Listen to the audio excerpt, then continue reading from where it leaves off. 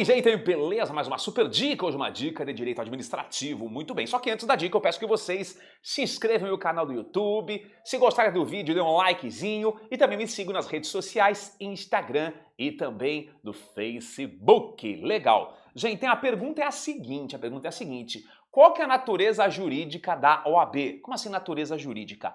O que a OAB é para o direito? Sempre que perguntarem a você a natureza jurídica de algo, o que aquilo é para o direito? Ou seja, qual que é a natureza jurídica da OAB?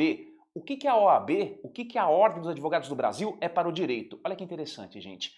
Geralmente os conselhos profissionais, os conselhos que fiscalizam profissões, então, por exemplo, conselho de medicina, conselho de arquitetura, enfim, são autarquias profissionais. E não se esqueçam que as autarquias, elas são entidades da administração pública indireta e são entidades sujeitas ao regime jurídico público. Regime jurídico público, a quem por ele é regido, tem prerrogativas, por exemplo, imunidade tributária, dentre outras, só que por outro lado está sujeito a sujeições, faz concurso público, licita. Esse é o entendimento que se aplica aí para os conselhos profissionais, exceto para a OAB. O Supremo Tribunal Federal, julgando uma ADI, julgando uma ação direta de inconstitucionalidade, o que o Supremo Tribunal Federal entendeu, gente? Que a OAB, que fiscaliza o advogado, é uma entidade sui generis. Como assim sui generis? É uma entidade única, ímpar, sem igual. Olha que interessante. A OAB, ela tem prerrogativas, como se fosse uma entidade pública, por exemplo, não paga impostos,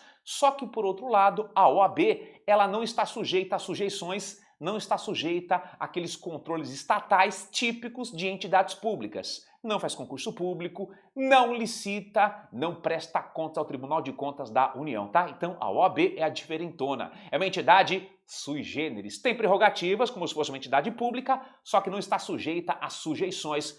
E qual que é o porquê desse entendimento aí da Corte Máxima do Brasil, gente? O STF entendeu que a OAB, já que fiscaliza a atuação do advogado, ela não poderia ser comparada a qualquer entidade da administração pública indireta, a qualquer conselho profissional. Gente, porque o advogado, de acordo com o Supremo, ele é indispensável para a manutenção da justiça. E o advogado, ele tem que ser o quê? Ele tem que ser independente.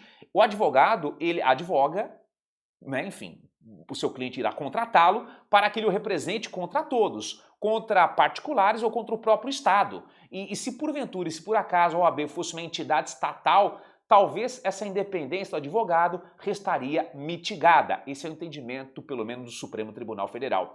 Outra curiosidade, os órgãos da administração pública, você sabe disso, eles não têm personalidade jurídica própria. Órgão público não é pessoa jurídica. Tanto que, por exemplo, eu não posso propor uma ação contra órgão público, por exemplo, o Ministério, porque o órgão público não é pessoa jurídica. Legal. Exceção, órgãos da OAB. Os órgãos da OAB, eles, a contrário senso, eles têm personalidade jurídica própria. Vamos relembrar, gente? Quais são os órgãos da OAB? Conselho Federal, que representa a OAB nacionalmente, os conselhos seccionais, que representam a OAB em cada unidade federativa, a CAA, que é a CAA? Caixa de Assistência aos Advogados e também as subseções, tá? Com exceção das subseções, que são longamanos, que são extensões dos conselhos seccionais, com exceção dela, o Conselho Federal, os conselhos seccionais e a CAA, que são órgãos da OAB, eles têm personalidade jurídica. Beleza? Espero que tenham gostado do vídeo. Se gostaram, dê um likezinho. Um beijo no coração e até a próxima dica. Valeu!